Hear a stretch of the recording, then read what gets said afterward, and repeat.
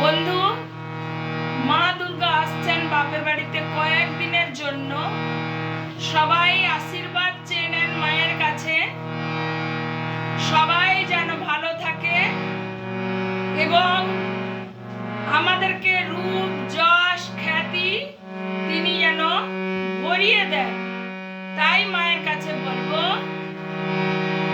রূপং দেহি জয়ং দেহি যশো দেহি দিশ জয়ী, রূপং দেহি জয়ং দেহি যশো দেহি দিশ জয়ী, রূপং দেহি জয়ং দেহি যশো দেহি দিশ জয়ী।